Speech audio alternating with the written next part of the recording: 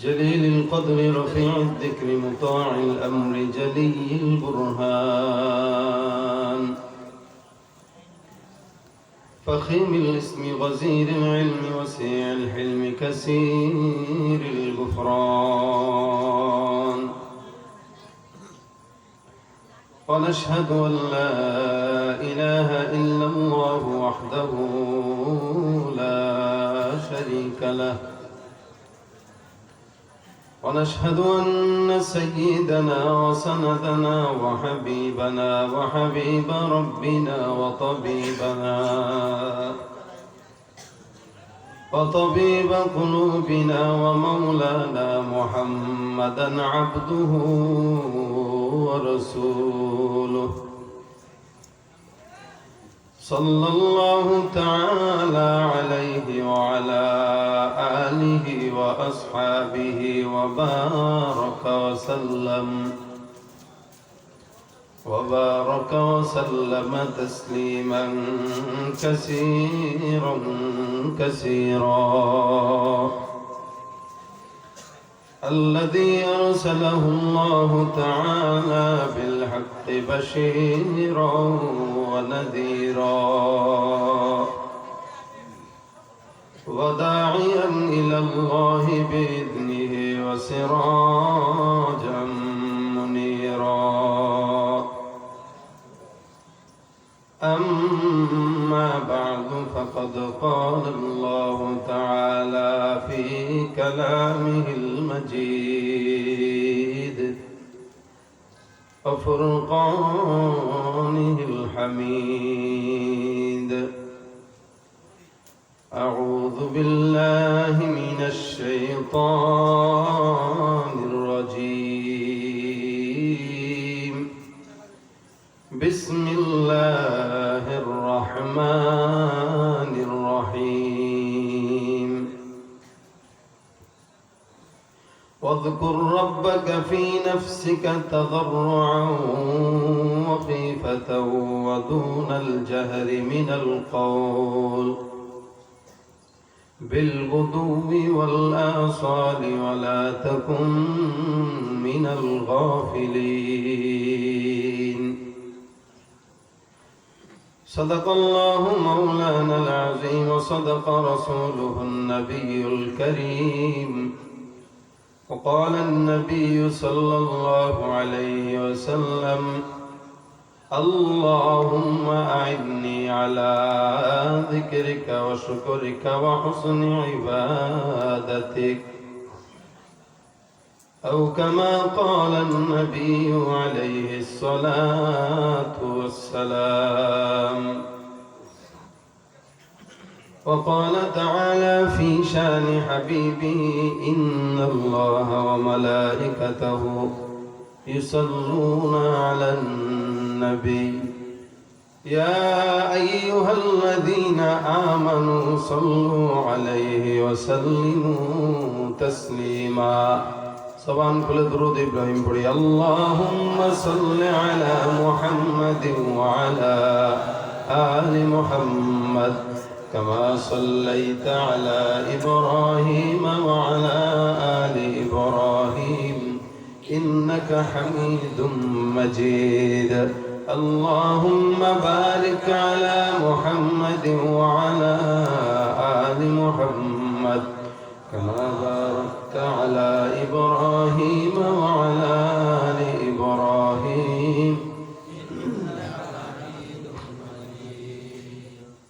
زيارة مدینہ کی دل میں ہے تمنا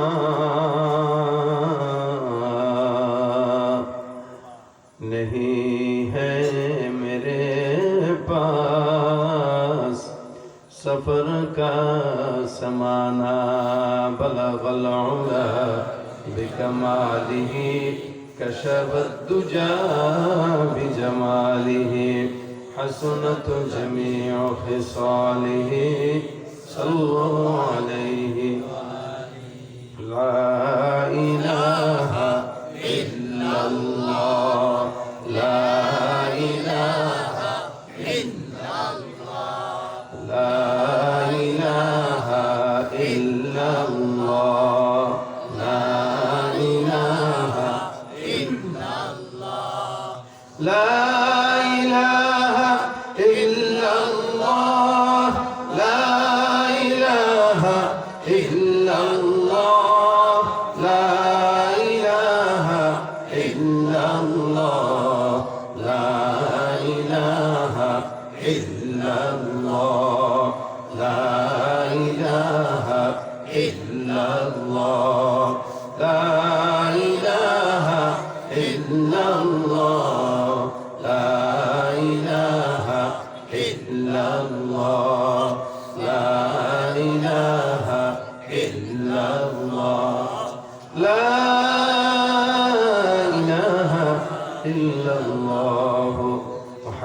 محمد رسول الله صلى الله عليه وسلم سبحانك لا علم لنا إلا ما علمتنا إنك أنت العليم الحكيم رب اشرح لي صدري ويسر لي أمري واحلل عقدة من لساني يفقهوا قولي أستغفر الله ربي من كل ذنب وأتوب إليه لا حول ولا قوة إلا بالله العلي العظيم الحمد لله আল্লাহ পাক রব্বুল আলামিনের দরবারে অসংখ্য শুকরিয়া। সিপাহীকান্দি বাইতুল আকবর শাহী জামে মসজিদ এর উদ্যোগে শেখুল ইসলাম আল্লামা মাহমুদ শফি রহমতুল্লাহের স্মরণে ওয়াজ ও দোয়ার মাহফিলের আজকে সম্মানিত সভাপতি, প্রধান অতিথি, বিশেষ অতিথি সহ দিন প্রিয় ইসলাম প্রিয় ভাইয়েরা, পর্দার আড়ালে অবস্থানরত মা ও বোনেরা,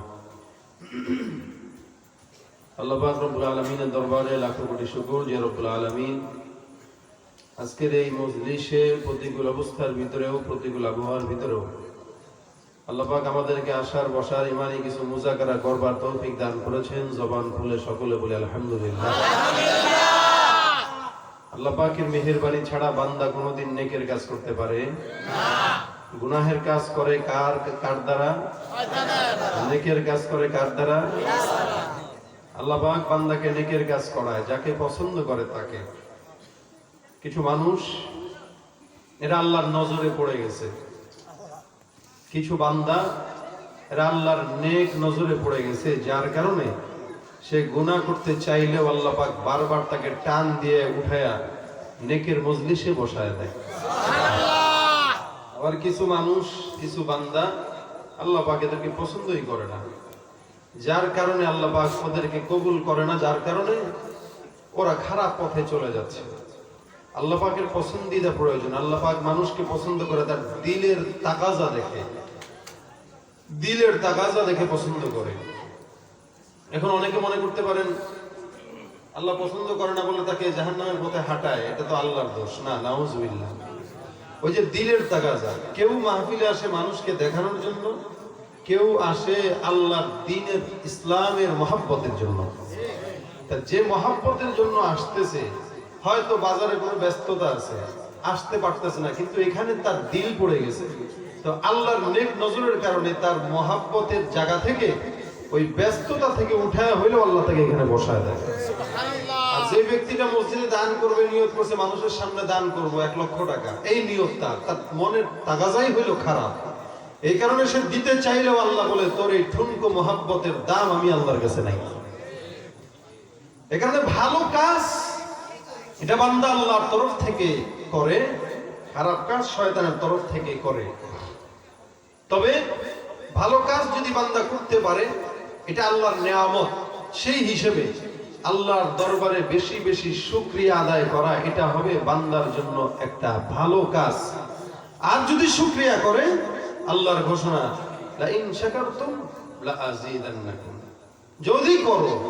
যদি করো আমি আল্লাহ বাড়ায় দেবো। বাড়াবে না কমাবে? বাড়ায় দেবো। তার মানে শুকরিয়া আদায় করে 500 টাকার নোট বালিশের নিচে রাখছেন, এটা বাচ্চা ফুটায় 10টা হয়ে যাবে নাকি? 10টা হবে? একটাই থাকবে। কিন্তু এটার ভিতরে আল্লাহ আযীদান্নাকুম এর অর্থ হইল এটার বরকত বাড়ায় দেওয়া, বরকত বাড়ায় দেওয়া। প্রত্যেকটা জিনিসের নেয়ামতের কদরদানি যখন কোনো বান্দা করবে, ওই নেয়ামতের কদরদানি করার কারণে ও নেয়ামতের ভিতরে আল্লাহ পাক ভরপুর বরকত দিয়ে দিবে। সুবহানাল্লাহ। এটা হলো নেয়ামতের অর্থ, শুকরিয়ার। আর যদি শুকরিয়া না করে, তাহলে ইন্না আযাবি লাশাদীদ, আল্লাহ পাক বলে জেনে রেখো আমার আযাব যে কঠিন। আল্লাহ পাক কেমন যেন বান্দাকে বলতেছে, যদি তুমি শুকরিয়া করো তাহলে আমি তোমাকে দিয়ে দেব।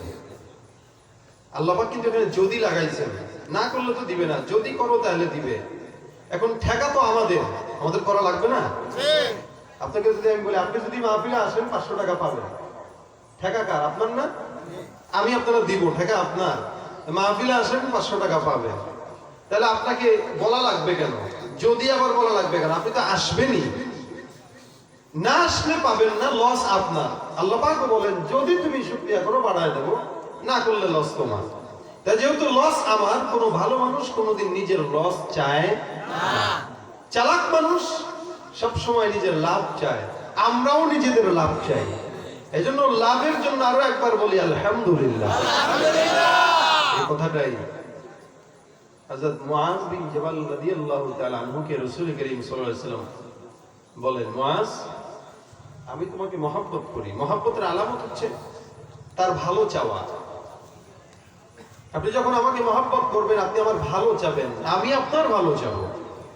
সেই হিসাব থেকে রাসূল বলেন, আমি যেহেতু তোমাকে মহব্বত করি, আমি তোমার ভালো চাই, সুতরাং আমি তোমাকে একটা দোয়া শিখায় দেব, এই দোয়াটা তুমি পড়বা। মুআজ বিন জাবাল বলেন, হুজুর বলেন কি দোয়া? রাসূল বলেন, বলো, আল্লাহুম্মা আইন্নি আলা যিকরিকা ওয়া শুকরিকা ওয়া হুসনি ইবাদাতিক। এই দোয়াটা তুমি 5 ওয়াক্ত নামাজের পরে করবা। এই দোয়াটা যদি পড়ো, তাহলে আল্লাহ তোমাকে তার নিজের প্রশংসা গাওয়ার জন্য কবুল করে নেবেন। সুবহানাল্লাহ। নেতার প্রশংসা গাওয়ার জন্য কিছু লোক থাকে, এগুলো ভাড়া করা। তোরা খালি আমার প্রশংসা করবি, টাকা যা লাগে, চা যা লাগে আমি দেব। আনাস্তে কোন আছে না? এটা ভুল না সহি? সারাদিন নেতার প্রশংসা। নেতা চুরি করলেও না, আমার নেতা চুরি করে না, আমার নেতা ভালো। দুর্নীতি করলেও না, আমার নেতা অমুক। এই করলেও, জেনা করলেও না, আমার নেতা তো এই। যাই করবে, নেতা আমার ভালো। কেন ভালো? ও চা পাইছে এই কারণে নেতা ভালো, ও বিস্কুট পাইছে এই কারণে নেতা ভালো। কিন্তু ইমানদার যদি প্রকৃত হয়ে থাকে, চা আর বিস্কুটের বিনিময়ে কোনোদিন তার সততা নষ্ট করতে পারে না। এটা ইমানদারের আলামত। ইমানদারদের ইমান তো এমন একটা জিনিস, 5,000 টাকা কেন, 5 কোটি টাকা কেন, আসমান থেকে চন্দ্র আর সূর্য এনে যদি তার হাতে ধরায় দেওয়া হয়, এরপরও সে রাসূলের মতো করে বলবে, এক হাতে চন্দ্র দাও, আরেক হাতে সূর্য দাও, এরপরও আমি আমার ইমানটাকে কোনোদিন নাসারা আর ইহুদির কাছে বিক্রি করতে পারবো না। এটা হচ্ছে ইমানদারের কথা হবে। ইমানদার যদি এতটুকুন কথা তার দিল থেকে মন খুলে না বলতে পারে, ওর মতো ইমানদারের মাওলার দুনিয়াতে কোনো প্রয়োজন নেই। অনেক মানুষ আছে আল্লাহর প্রশংসা গাওয়ার মতো, ওর মতো মুনাফিক মার্কা মুসলমানের মালিকের কোনো দরকার নাই। তাহলে ইমানদার যদি হন, নিজের সততা বিক্রি করবেন না। ইমানদার যদি হন, সুদের খাতায় নাম লেখাবে না। ইমানদার যদি হয়, আল্লাহ ছাড়া কারো গোলামি করবে না। আল্লাহর গোলামি করার জন্যই মালিক আমাদেরকে পাঠাইছে। আল্লাহর গোলামি এটা। ইমানদার কোনোদিন টাকার বিনিময়ে কারোর কাছে বিক্রি হইতে পারে না। আজকে আমাদের সমাজ নষ্ট হয়ে যাচ্ছে, দিন দিন ধ্বংসের দিকে এগিয়ে যাচ্ছে। কিভাবে কিছু কিছু ভাইরা আছে মুসলমানদের ভিতরে বিভেদ ঘটানোর জন্য উপর থেকে কাজ করে অথবা অন্য কাউকে দিয়ে করায় বিভিন্ন সুরতে। যেমন এদেশের বেশ কিছু পীর আছে ভণ্ডরা, এদেরকে কিন্তু একদল পরিচালনা করে। লেবাস ইসলামের যদিও লাগাইলো, কিন্তু এই ইসলামের লেবাসটা আসলে শুধুমাত্র মানুষকে দেখানোর জন্য। বাকি এরা তলে তলে সব মুসলমানের বিরুদ্ধে চারণ করার জন্যই এই দেশে কাজ করতেছে। আমরা এটা কখনোই কাম্য না মুসলমানের ভিতরে দ্বন্দ্ব লাগুক। যেই মুহূর্তে বাংলাদেশের মুসলমানদেরকে মুসলমান নামে কিছু বেঈমানেরা বিভিন্ন কথা বলে, অলক্ষণী কথা বলে, ঘাড় মটকায় দেওয়ার স্লোগান দেয়, বাংলাদেশ মৌলবাদীর দেশ না এসব স্লোগান দেয়, এই মুহূর্তে দল মত ভিন্ন করে, দল মত নির্বিশেষে সবকিছু ভুলে যে সব মুসলমান এক হয়ে কাজ করার সময় এখনই এসে গেছে। সেখানে কোন জায়গায় কোন মসজিদ কেউ যদি ভাঙে, এটা আমাদের জন্য কোনোদিন ভালো কোনো লক্ষণ না। সে আহলে হাদিসের মসজিদ হোক অথবা মাদ্রাসা হোক, এটা আমাদের জন্য কখনো কাম্য না যে আমরা নিজেরা কওমি দাবি করে, হানাফি দাবি করে আরেকজনদের মসজিদ অথবা মাদ্রাসা ভাঙবো। এই দেখার পরে ইহুদি খ্রিস্টানরা নাক ছিটকায় হাসবে, আর আমাদের উপরে তারা তাদের যে স্টিম রোলার আছে গোপনে গোপনে চালাইতে থাকবে, আমরা বুঝবো না। এজন্য এটা কখনো কাম্য না। কোনো কিছু যদি বাতিল হয়, এটাকে ইলমি ভাবে তানকিদ করা লাগবে। আপনাদের ভুল ওইটা, আমরা ইলমি তানকিদ করে বুঝাই দিলাম এটা ভুল, এটা শুধরান। কিন্তু পিটায়া মসজিদ অথবা মাদ্রাসা অথবা বিল্ডিং ভেঙে কোনোদিন সমাজের ভিতরে বিশৃঙ্খলা ছাড়া শৃঙ্খলা আনা সম্ভব নয়। এজন্য যারাই এই কাজ করতেছে, আমার দিল বলে এর পিছনে অন্য কোনো শক্তি থাকতে পারে। যারা আমাদের এবং তাদেরকে আলাদা করতে চায় এবং আমাদের এবং তাদের মাঝখানে বিশাল বড় দ্বন্দ্ব সৃষ্টি করে মাঝখানে সুবিধা অর্জন করতে চায়, এজন্য আমরা দুঃখ প্রকাশ করি এই সমস্ত ঘটনা যেন সামনে আর না হয়।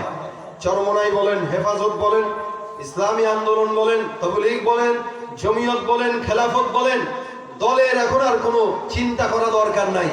এখন সময় চট্টগ্রামের মাঠে যারা স্লোগান দেয় মৌলবাদী ধর আর ধরে ধরে জবাই কর, হেফাজতের দুই গালে, চরমনার দুই গালে জুতা মারো তালে তালে, ওরা কিন্তু তখন এইটা বলে না যে আহলে হাদিসদেরকে মারো অথবা লামাজহাবিদেরকে মারো অথবা হানাফিদেরকে মারো অথবা চরমনাইকে মারো। তারা এটা বলতেছে যে মৌলবাদী ধর আর ধরে ধরে জবাই কর। তার মানে ওরা দল বুঝে না, মত বুঝে না, ওরা কেবল বুঝে যারাই মুসলমান নির্যাতন তাদের উপরেই থাকবে, এটাই তাদের স্লোগান, ঠিক না? ওরা যখন আমাদেরকে মারবে তখন ওরা দল দেখবে না। আমরা কেন দল দেখি? আমাদেরও কোনো দল দেখার সময় নাই, সব দল একসঙ্গে। আমরা বলি তো, আমাদের মাওলানা হাসান জামিল সাহেব একটা উদাহরণ দেয় সুন্দর করে, আপনারা দেখেছেন কিনা জানি না। উনি বলেন যে হাতের আঙুল আমাদের 5টা, এই 5টা আঙুল যখন খাবার খেতে যাই তখন একসঙ্গে করা লাগে না? লাগে না? জোরে বলেন, লাগে। ঠিক আমাদের দল 5টা হতে পারে, কিন্তু বেঈমানরা যখন আমাদের ঈমানের উপর আঘাত দিবে আমরাও কিন্তু সব দল একসঙ্গে হয়ে বাতিল লোকমার মতো তাদেরকে খাওয়া আরম্ভ করে দেব। পালানোর কোনো জায়গা পাওয়া যাবে না, যাবে না, যাবে না।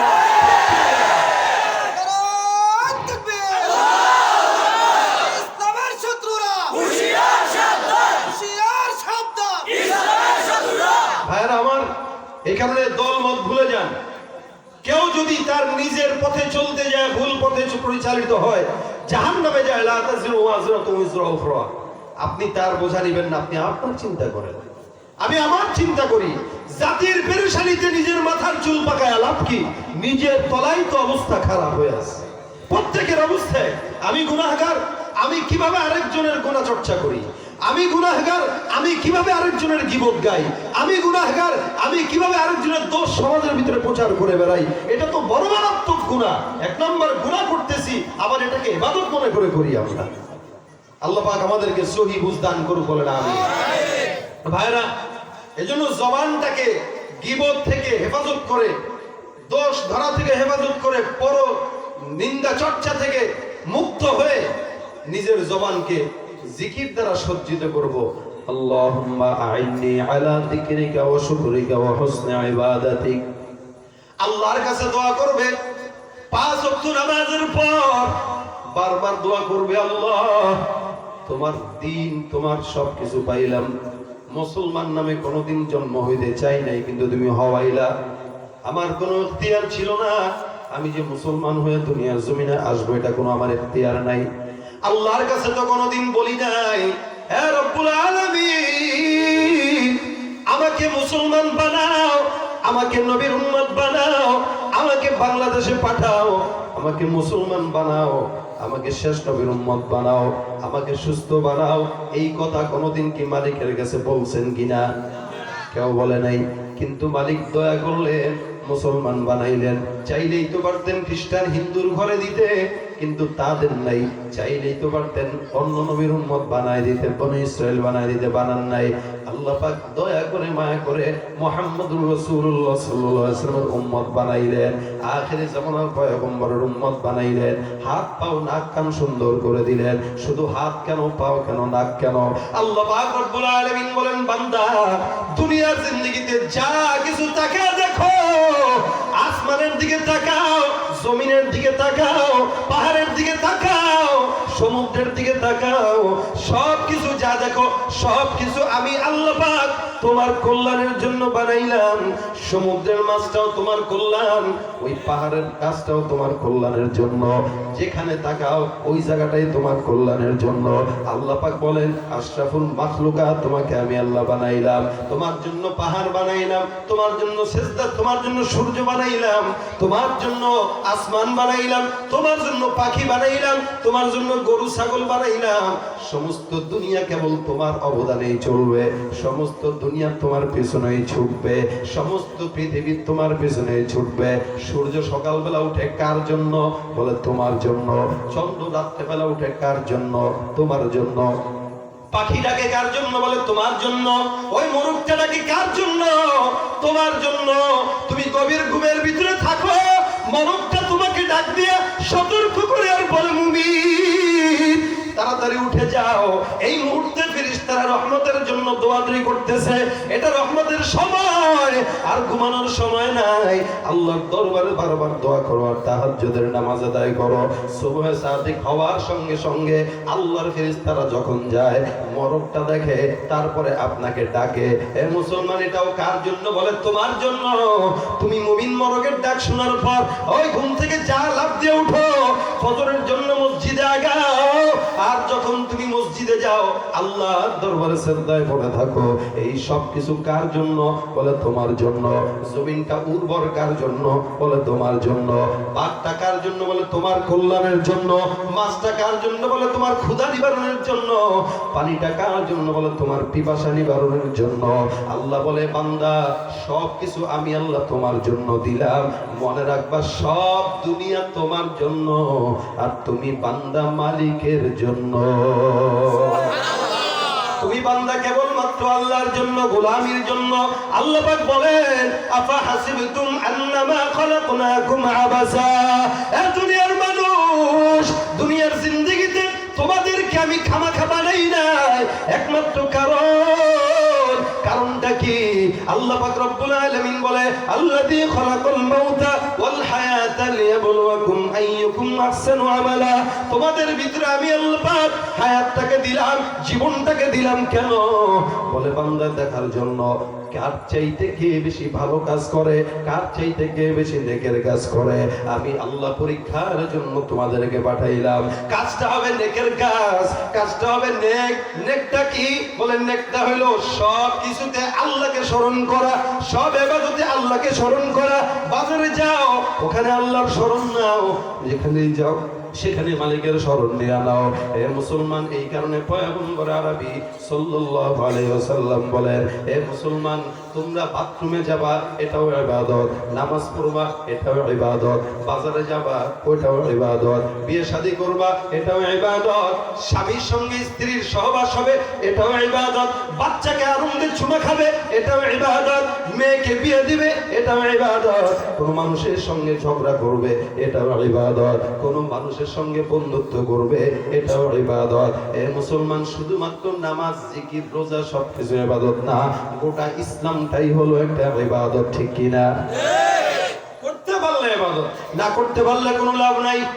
এই কারণে রাসূল বলেন, যদি তুফলিহুন, যদি তোমরা সফল হতে চাও, আল্লাহর হাবিব বলেন ডাক দিয়া, ইয়া আইয়ুহান নাস, হে লোক সকল, দুনিয়ার মানুষ, ইহুদিরাও এখানে আছে, নাসারারাও এখানে আছে, খ্রিস্টানরাও এখানে আছে, হিন্দুরাও এখানে আছে।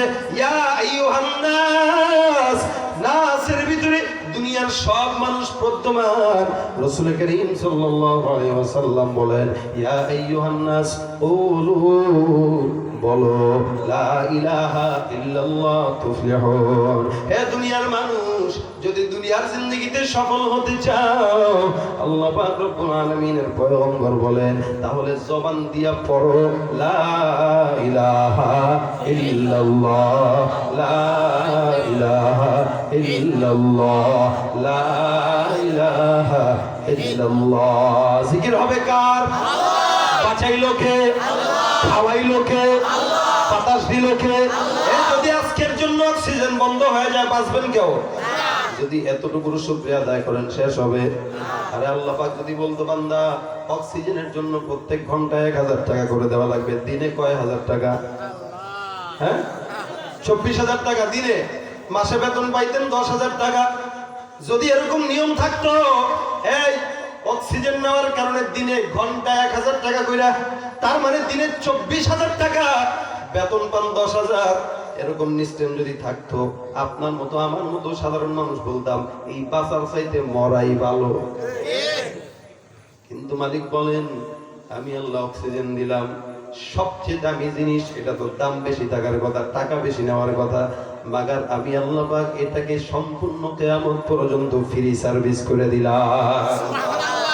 ভাইরা আমার, এটার মর্যাদা বোঝা যায় তখন যখন আইসিইউ তে অক্সিজেন দরকার হয়, তখন 1 ঘন্টার জন্য হাজার হাজার টাকা গোনা লাগে শুধু অক্সিজেন, অথচ এটা বাতাসে আমরা ফ্রি নিতেছি, কিন্তু শুকরিয়া আদায় করি না। এমন যদি হতো, আল্লাহর আদেশ থাকতো, হে বান্দা একবার যদি নিঃশ্বাস নাও, এরকম করে একবার নিবার বলবো আলহামদুলিল্লাহ, এটাও যদি থাকতো বলা, তারপরেও তো কোনো কাজ কাম করতে পারতাম না, 24 ঘন্টা খালি আলহামদুলিল্লাহর উপরেই থাকা লাগতো। আল্লাহ পাক কত দয়ালু, আল্লাহ পাক কত দয়াময়, আল্লাহ পাক কত মেহেরবান। এত কিয়ামত পর্যন্ত কোটি কোটি কোটি কোটি কোটি কোটি বান্দারা আল্লাহ পাক রব্বুল আলামিনের অক্সিজেন পায়।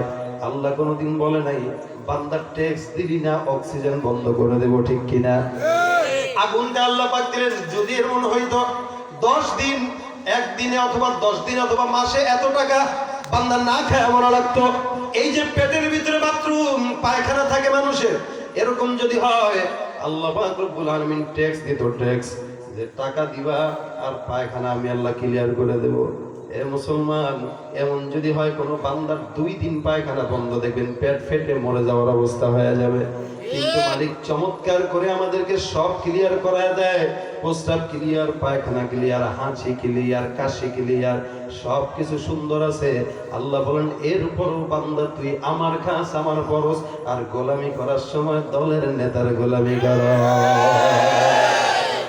হায় হায় হায় বান্দা, চিনলি না? আল্লাহ পাক বলেন কোন জায়গায় তাকাবা? আমি আল্লাহর নিয়ামত।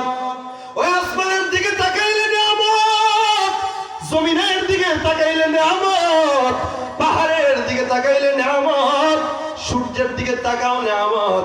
আল্লাহ বলেন ওই গাছের পাতাটাও যদি বান্দা গোনা সম্ভব হয়, তুমি হইতেও পারো, গুনতেও পারো, কারণ মেশিন ফিট করে দিবা, বট গাছের পাতা গোনা হয়ে যাবে। চুলটা গোনা সম্ভব, যদি মেশিন ফিট হয় মাথার ভিতরে স্কিন করে চুল গোনা হয়ে যাবে।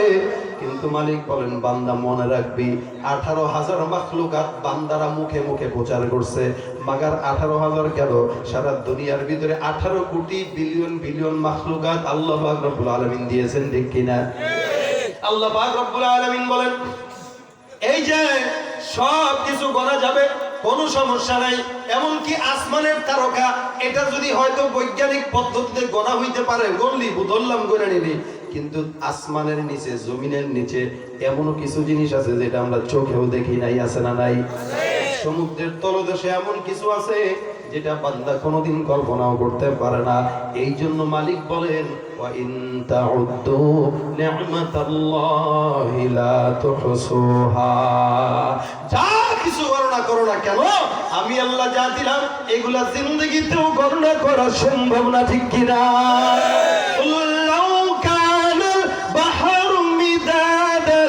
كلمات ربي لنفد البحر قبل أن تنفد كلمات ربي ولو جئنا بمثله مددا।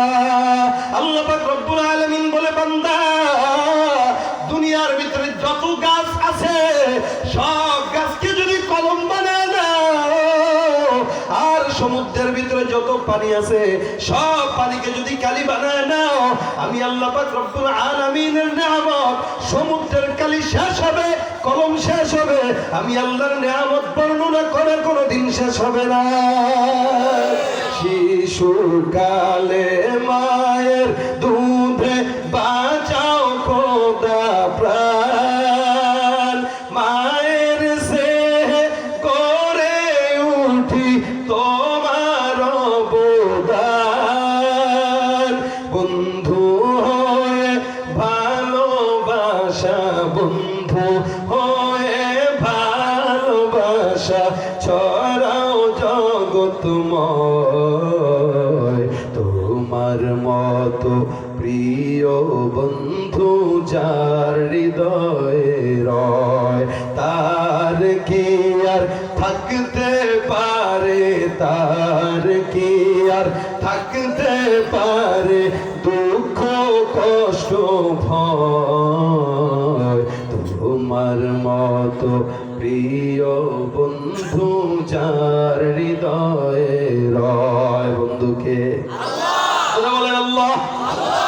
হে ভাইরা আমার, এই কারণে রব্বুল আলামিন বলেন শুকরিয়া তো করো না। কেউ যদি নিয়ামতের শুকরিয়া আদায় করে আল্লাহ পাক রব্বুল আলামিন কি কইরা দেন বলেন? হ্যাঁ, বাড়ায় দেয়, বরকত দিয়া দেয়। হাত এটা আল্লাহর নিয়ামত, পাওটা কি, চক্ষুটা কি? এ মুসলমান, নিয়ামতের শুকরিয়া আদায় করা এটা হইল নিয়ামতের কদরদানি করা। নিয়ামতের শুকরিয়া আদায় এটার মর্মার্থ হইল বান্দা শুকর আদায় করবে, অর্থাৎ আল্লাহর রেজামন্দি মোতাবেক চলাটাই হইল আল্লাহর নিয়ামতের শুকরিয়া করা। এই যে চক্ষু দিছে, চোখের নিয়ামত কি? দেখা। এটার শুকরিয়া কখন হবে? যখন ভালো জিনিসের দিকে দেখবেন। পায়ের নিয়ামত হাঁটা, এটার শুকরিয়া তখন হবে যখন এটা দিয়া হেঁটে হেঁটে মসজিদের দিকে আগাবেন। হাতের নিয়ামত ধরা, এটার শুকরিয়া তখন হবে যখন এটা দিয়া কোরআনের পৃষ্ঠা উল্টাবেন। এরপরে জবানের নিয়ামত হলো কোরআন পড়া, এটার নিয়ামতের শুকরিয়া হবে যখন কোরআন তেলাওয়াত করবেন। চোখের নিয়ামত দেখা, যখন কোরআনের দিকে তাকাবেন। এখন আপনি চোখের নিয়ামতের শুকরিয়া আদায় হলো কোরআন পড়ে পড়ে দেখা দিয়ে দেখে দেখে পড়া। এখন এটা দিয়ে যদি আপনি অন্য বেগানা নারীর দিকে তাকান, শুকরিয়া হইল না নাফরমানি হইল? মুসা নবী আল্লাহকে বলছেন, আল্লাহ আপনি যদি রাগ করেন তাহলে কি করেন? আল্লাহ পাক বলে, আমি যদি রাগ করি তাহলে যখন যেটা দেওয়া দরকার তখন সেটা দেই না। কি করি? যখন যেটা দেওয়া দরকার তখন সেটা দেই না, যখন রাগ করেন। আচ্ছা বলেন তো, এই সময় পরিপূর্ণ শীত থাকার দরকার ছিল না? ছিল না। কিন্তু আজকে বৃষ্টি আসছে না? আসে নাই। কেন? আল্লাহ যখন রাগ করে তখন যেটা দেওয়া দরকার তখন সেটা। আল্লাহ যখন রাগ করে তখন গরমের দিনকে শীত বানায় দেয়, শীতের দিনকে গরম বানায় দেয়। আল্লাহ যখন রাগ করে কি করে?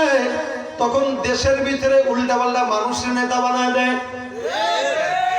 যারা মাইকটাকে সামনে পায় বলে ওলামা ইকরামের ঘাড় মটকায়া দিবে।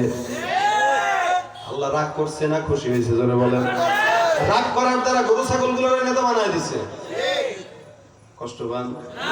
আঘাত লাগে? আল্লাহ রাগ করলে কি করে? যেটা দরকার নাই সেটা দেয়। দরকার ছিল যোগ্য নেতা, দিয়া দিছে মূর্খ নেতা। কেন রাগ করছে? ঠিক না?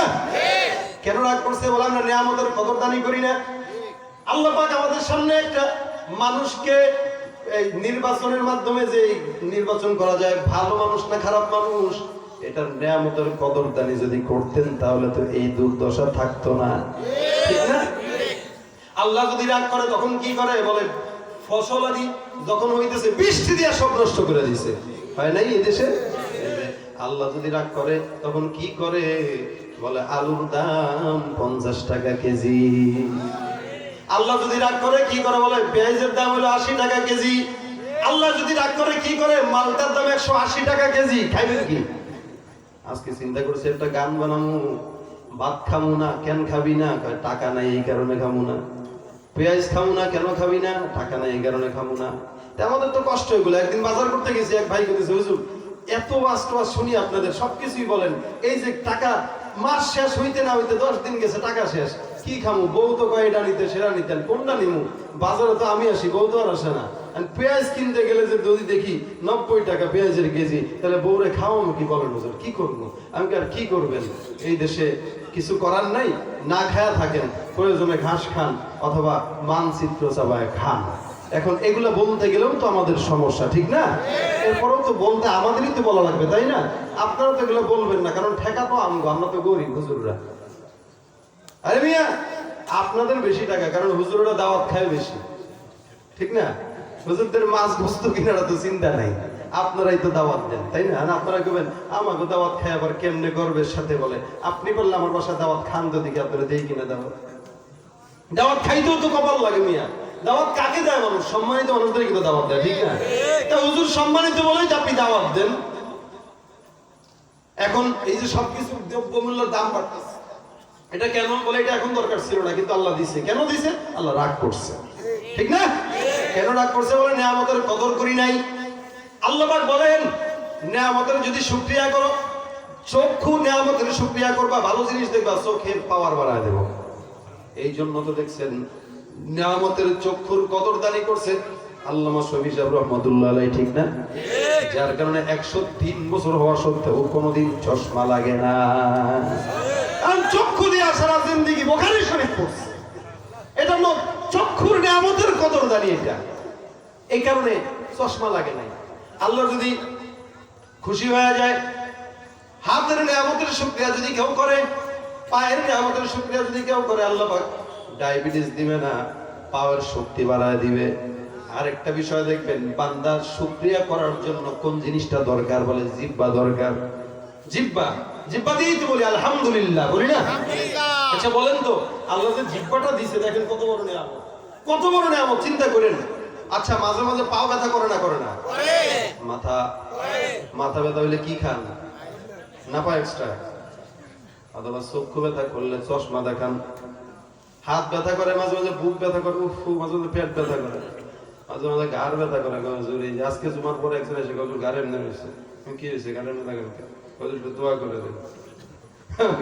ঘাড় ব্যথা? জি হুজুর। আচ্ছা কোনদিন কি দেখছেন জিহ্বাটা একটু ফু দেন, জিহ্বা ব্যথা করে? দেখছেন জিহ্বা ব্যথা হয়?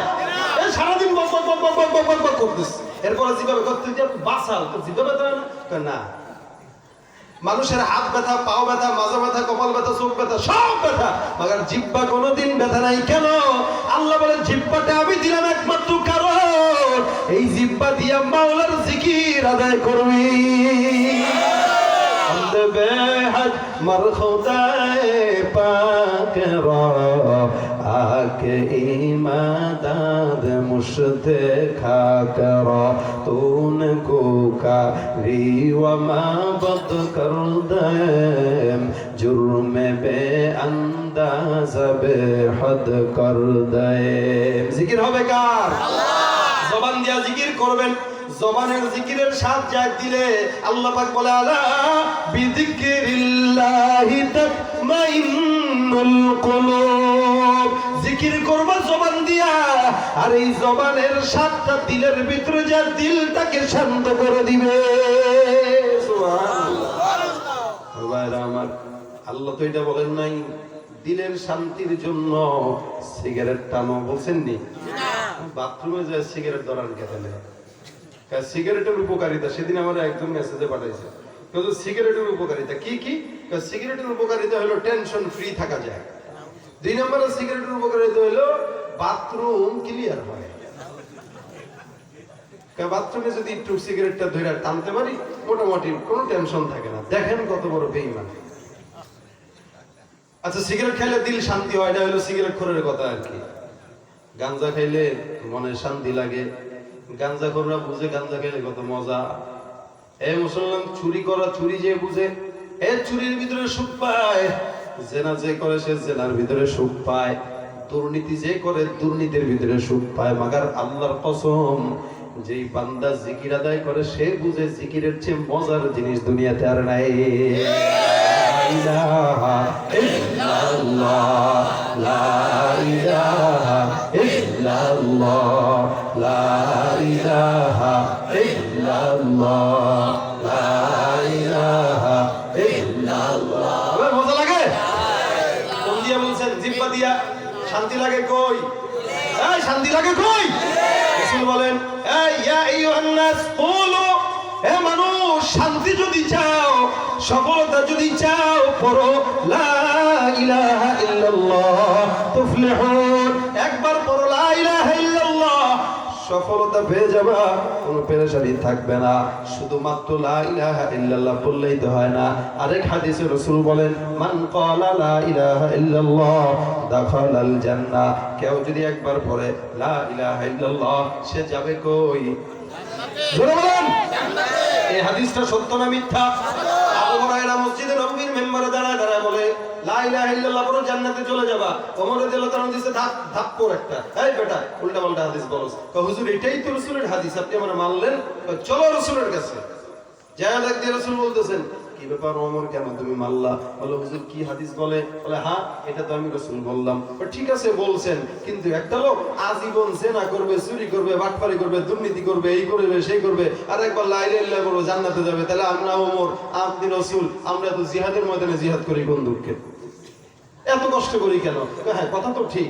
লা ইলাহা ইল্লাল্লাহর অর্থ তো বোঝা লাগবে। লা ইলাহা ইল্লাল্লাহ খালি জবান দিয়ে বললেই হবে না। যার জবানে লা ইলাহা ইল্লাল্লাহ উঠবে ও কোনোদিন অন্যের দালালি করবে না। যার জবানে লা ইলাহা ইল্লাল্লাহ উঠবে ও গুনাহ করবে না, জিনা করবে না, সুদ খাবে না, ঘুষ খাবে না, দিল্লির দালালি করবে না, আমেরিকার পক্ষ টানবে না, নাস্তিকদের পক্ষ টানবে না। এটাই হলো লা ইলাহা ইল্লাল্লাহর সফলতা, ঠিক কিনা বলুন? এটা হলো লা ইলাহা ইল্লাল্লাহর অর্থ। শুধুমাত্র পড়ছেন, এদিক দিয়ে আকাম করে, ঘুষ খায়, সুদ খায়, জেনা করে, আরেক বেটার বউর সাথে টাঙ্কি মারে, সব কিছু করে, আবার কয় লা ইলাহা ইল্লাল্লাহ বলছি জান্নাতে যাবো। ওটা পিডাম দিয়ে একদম চামড়া উঠায় দিবে। কত সোজা! লা ইলাহা ইল্লাল্লাহ যদি পড়েন, সর্বপ্রথম মনের ভিতরে ঢুকান সর্বভৌমত্বের ক্ষমতার মালিক কে? কিন্তু আমাদের বাংলাদেশে কি বলে? হ্যাঁ, জনগণ বলে না? সব ক্ষমতার উৎস জনগণ। নাউজুবিল্লাহ। সব ক্ষমতার উৎস যদি জনগণ হয়, একটা বিধান দিলেই তো শেষ। তাহলে ক্ষমতার উৎস এত থাকলে বিধান খায় মরে কেন? আবার হে মুসলমান, সবচেয়ে ক্ষমতাধর আমার আল্লাহ। দুনিয়ার জিন্দেগিতে ক্ষমতাধর আল্লাহ। এই কারণে একমাত্র ইহুদি নাসারারা আল্লাহর সঙ্গে অন্য কাউকে শরীক করে। وقالت اليهود عزير ابن الله وقالت النصارى المسيح ابن الله। আল্লাহর ইহুদিরা বলে উজাইর আল্লাহর পুত্র, নাসারারা বলে মসিহ আল্লাহর পুত্র। মুসা কি বলে? মুসলমানরা বলে লা ইলাহা ইল্লাল্লাহ, কোন পুত্র নাই। কুল হুয়াল্লাহু আহাদ আল্লাহুস সামাদ লাম ইয়ালিদ ওয়া লাম ইউলাদ ওয়া লাম ইয়াকুল লাহু কুফুয়ান আহাদ। আল্লাহ কাউকে জন্ম দেয় না, কেউ আল্লাহকে জন্ম দেয় নাই। আল্লাহর ছেলে মেয়েও নাই, বিবিও নাই, সংসারও নাই, কিচ্ছু নাই। একমাত্র তিনি একা, তিনি একা, তার সঙ্গে কোনো শরীক নাই। ঠিক কিনা? এটাই হলো ঈমান। এটার জন্য রাসূলদের আবির্ভাব। এটার জন্য মুসা নবী ডাক দিয়ে বলে, আল্লাহ আমাকে একটা দোয়া শিখায় দেন, যেই দোয়া দিয়ে আমি আপনাকে একটু মনটা খুলে ডাকতে পারবো। আল্লাহ পাক রব্বুল আলামিন বলে, মুসা বলো লা ইলাহা ইল্লাল্লাহ, বলো লা ইলাহা ইল্লাল্লাহ। মুসা নবী বলে, আল্লাহ এটা তো আগেই জানি, এটা তো আমাদের বাবা আদম থেকে নিয়ে শুরু করে এই পর্যন্ত আসছে, তাই তুমি একই জিনিস আমারে বলো। আল্লাহ বলে, মুসা আসমানের নিচে জমিনের উপরে আমি আল্লাহর কাছে লা ইলাহা ইল্লাল্লাহর মতো দামি বাক্য আর নাই। হাদিস শরীফের ভিতরে রাসূল করিম সাল্লাল্লাহু আলাইহি ওয়াসাল্লাম বলেন, এই আফজালুজ যিকরি লা ইলাহা ইল্লাল্লাহ। দুনিয়ার ভিতরে সবচেয়ে উত্তম জিকির কি? লা ইলাহা ইল্লাল্লাহ। আরেক হাদিসে রাসূল বলে, এই আসমান জমিনের ভিতরে যা কিছু আছে সব কিছু যদি এক পাল্লায় রাখা হয়, আর লা ইলাহা ইল্লাল্লাহ যদি আরেক পাল্লায় রাখা হয়, কোরআনের ভাষায় যেটাকে কালিমায়ে তাইয়্যিবা বলে। কি বলে? কালিমাতিন তাইয়্যিবাতিন কাশাজারাতিন তাইয়্যিবাতিন আসলুহা সাবিতু ওয়া ফারউহা ফিস সামা। এইটাকে কোরআনের ভাষায় বলে কালিমায়ে তাইয়্যিবা। আল্লাহ পাক রব্বুল আলামিনের পয়গম্বর বলেন, এটা দুনিয়ার জমিনে যা কিছু আছে সব কিছু যদি এক পাল্লায় রাখা হয়, আর কালেমাটা যদি আরেক পাল্লায় রাখা হয়, সেই কালেমার ওজনটাই আসমান জমিনের চাইতেও বেশি হয়ে যাবে। তো এটাকে বুঝ কইরা পড়া লাগবে, বুঝ কইরা বুঝা লাগবে, বুঝ কইরা খালি পড়লেই হবে না। এটা পড়ছেন তো সাথে সাথে কোনো মানুষের গোলামি করা বন্ধ করে দিতে হবে। কোনো মানুষের গোলামি চলবে না। পৃথিবী আল্লাহর, মানুষকে খাওয়ায় আল্লাহ, পড়ায় আল্লাহ, বাঁচায় আল্লাহ, শ্বাস নেওয়ায় আল্লাহ, সবকিছু করায় আল্লাহ। গোলামি করবো আরেক নেতার কশিন কালেও না, গোলামিও করবো আল্লাহ, গোলামিও করবো আল্লাহ। ঠিক কিনা? গোলামিও হবে আল্লাহ। এ মুসলমান, এই জন্য কালেমা বুঝতে হবে। কালেমা বুঝতে হবে, শুধু মুখে মুখে বললেন হইল না, বুঝা বুঝা পড়া লাগবে, সাক্ষ্য দিয়া পড়া লাগবে। সব ক্ষমতার মালিক কে? আল্লাহ। যেগুলো বলতে গেলে এগুলো সরকারি বিরুদ্ধে কথা না। সরকারি আইন সরকারের কাছে, ওইটা সরকারি আইন, কিন্তু এটা হলো ইমানি আইন, ইসলামী আইন। ঠিক না? ইসলামী আইন যেটা, এটা আমাদের কাছে। তোমরা মানো কিনা না মানো সেটা তোমাদের হিসাব, কিন্তু আমাদের বলা তো বলা লাগবে। এই কালেমার জন্যই তো নবী রাসূলুল্লাহ যুদ্ধ করেছেন, এই কালেমার জন্যই তো জেলখানায় গিয়েছেন, এই কালেমার জন্যই বদরের যুদ্ধ, উহুদের যুদ্ধ, খন্দকের যুদ্ধ। এই কালেমার জন্যই বাংলার জমিনে যদি আরেকবার শাপলা চত্বর কায়েম করা লাগে, আরেকবার যুদ্ধ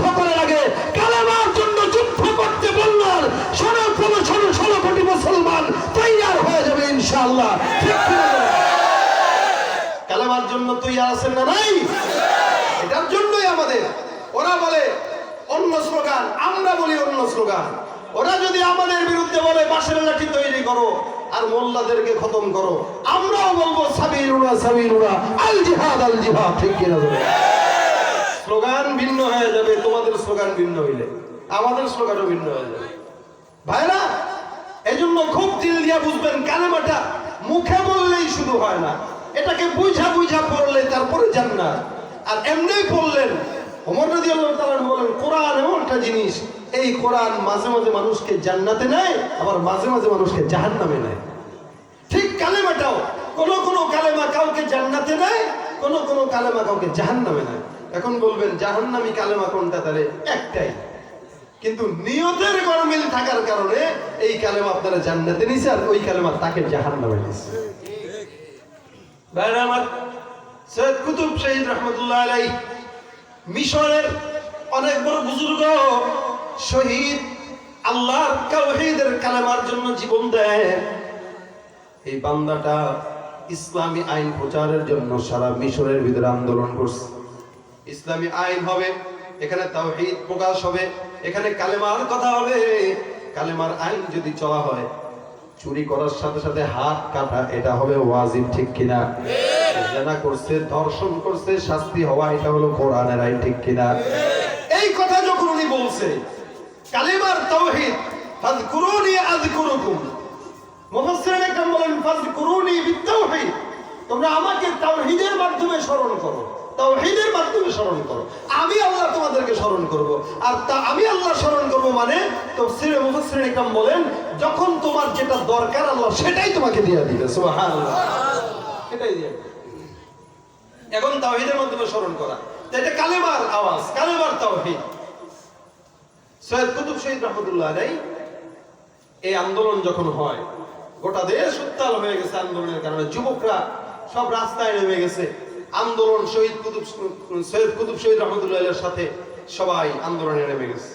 তো নামার পরে এবার সরকারের নজরে আসলো, আসার পরে ওনাকে ডাকা হলো, জেলখানায় দেওয়া হলো।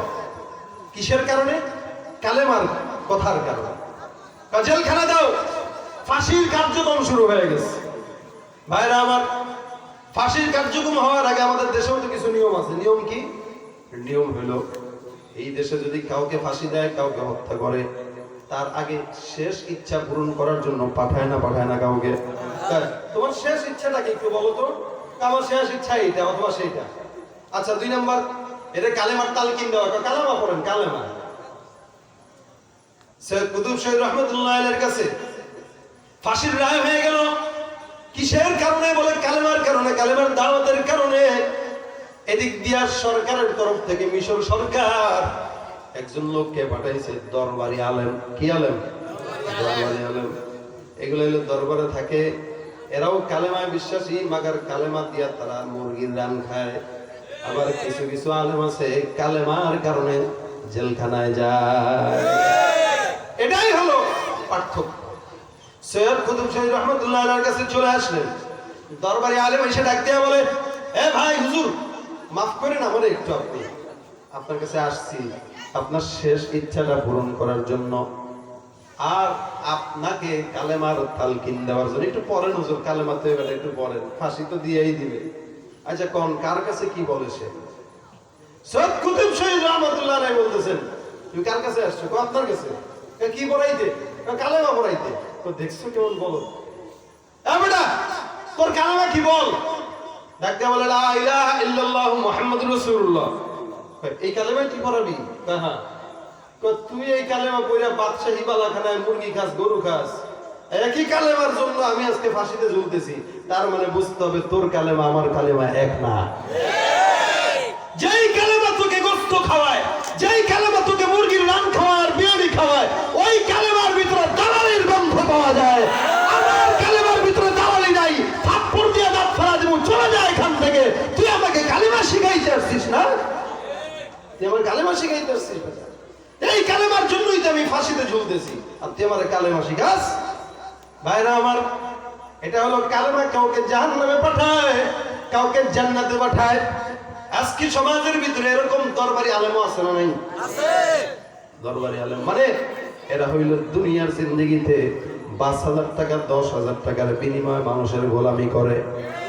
এই দল এখানে এখানে আবার এই যেখানে স্বার্থ এখানে, যেখানে স্বার্থ সেখানে যায়।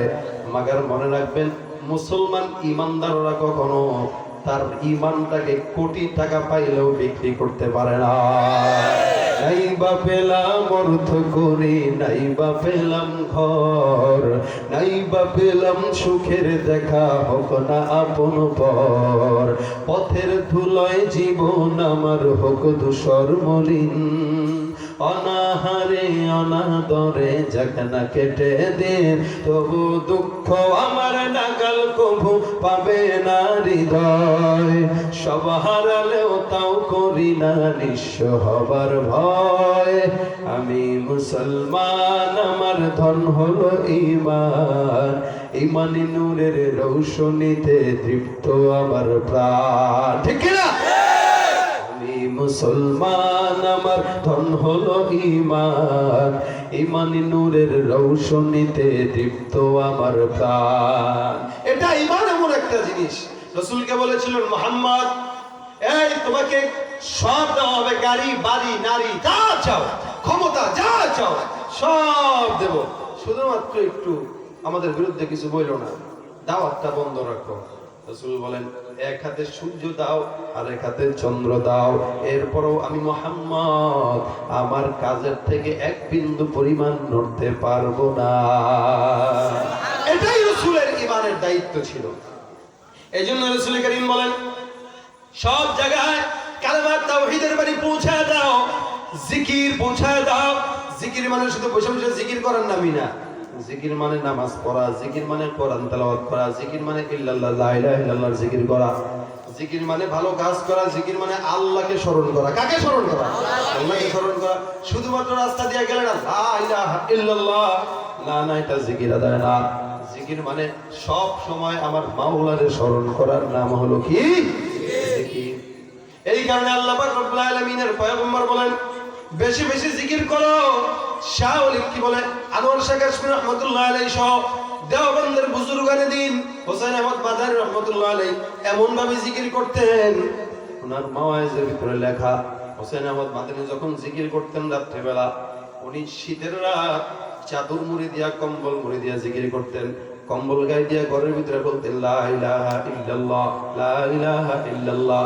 কিন্তু সকালবেলা খাদেমরা তাকায় দেখতো কম্বলও নাই, জামাও নাই, জাম টপ টপ করে পড়ে, কপাল থেকে ঘাম নিচের ভিতরে পড়ে ভিজে গেছে। কেন? বলে জিকির করতে করতে শরীরটাকে গরম বানায় ফেলতে, এমন ভাবে জিকির আদায় করতেন। এটাকে আল্লাহ পাক রব্বুল আলামিন বলেন, রব্বাকা ফি নাফসিক। তবে খেয়াল রাখবেন এটা, কারণ এখানে তো আমরা অধিকাংশই চরমনার মুরিদ আছে অনেক, কিন্তু আমরা মনে করি কেবল জিকির করলে জোরে জোরেই করা লাগবে না। আল্লাহ পাক বলেন, উযকুর রাব্বাকা ফি নাফসিকা তাদাররুআ, তোমরা তোমাদের মাওলার জিকির আদায় করো, স্মরণ করো মনে মনে, ভয়ের সঙ্গে, অখিফাতা আস্তে আওয়াজে, দুনাল জাহরি মিনাল কওল, আওয়াজ বেশি দিয়া না।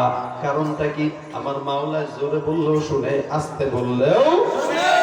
তবে হ্যাঁ, তালিমান যদি বলা হয়, জোরে বলেন লা ইলাহা ইল্লাল্লাহ, এটা সমস্যা নাই, গুনাহ নাই। আমরা যেটা বলি এটা তালিমান বলি, যে জিকির করেন লা ইলাহা ইল্লাল্লাহ করেন, সবাই একসাথে বলতেছে, এটার ভিতরে একটা মজা লাগে, আলাদা মজা।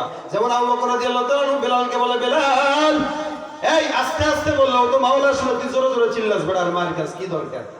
ওমার ইবনে খালফ আঘাত দেয়, আর বেলাল বারবার বলে আল্লাহ আল্লাহ আল্লাহ। আবু বকর বলে আস্তে নাও, নামটা আস্তে নাও। বেলাল ডাক দিয়া বলে, আবু বকর আমি নাম আস্তে নিতে পারি না, যত জোরে নেই তত মজা লাগে। সকাল থেকে সন্ধ্যা পর্যন্ত আমার পিঠে আঘাত, এত আঘাত, এত অত্যাচার, চাবুকের আঘাতে আমার পিঠটা জর্জরিত করে দেয়।